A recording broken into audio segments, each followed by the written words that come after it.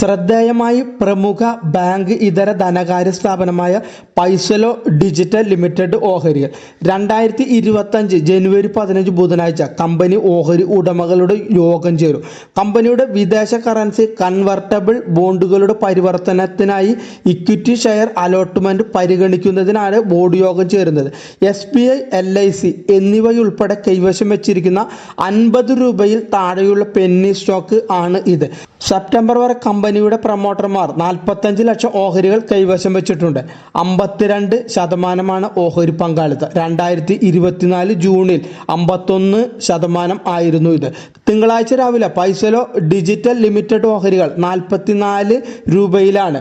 52 ആഴ്ചയിലെ ഏറ്റവും ഉയർന്ന നിരക്ക് 99 രൂപയും 52 ആഴ്ചയിലെ ഏറ്റവും താഴ്ന്ന നിരക്ക് 40 രൂപയുമാണ്.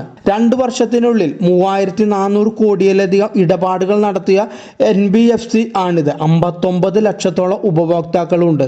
SBI, ബാങ്ക് ഓഫ് ഇന്ത്യ പോലുള്ള പ്രധാന ബാങ്കുകളുമായുള്ള തന്ത്രപരമായ പങ്കാളിത്തമാണ് ഈ കമ്പനിയുടെ ഒരു പ്രത്യേകത. നൂതനമായ സാങ്കേതിക വിദ്യയ്ക്ക് ഊന്നൽ നൽകിയാണ് ഉപഭോക്തൃ സേവനങ്ങൾ കമ്പനി നൽകുന്നത്. ബാങ്കിംഗ് സൗകര്യമില്ലാത്ത മേഖലകളിലും ജനങ്ങൾക്ക് തടസ്സമില്ലാത്ത ബാങ്കിംഗ് സേവനങ്ങൾ കമ്പനി എത്തിക്കുന്നുണ്ട്. 2024 സെപ്റ്റംബർ വരെ SBI 1.23% ഓഹരികളും LIC 1.35% ഓഹരികളും കൈവശം വെച്ചിട്ടുണ്ട്. SBI ലൈഫ് ഇൻഷുറൻസ് കമ്പനിക്ക് 9% ഓഹരി പങ്കാളിത്തവും ഉണ്ട്.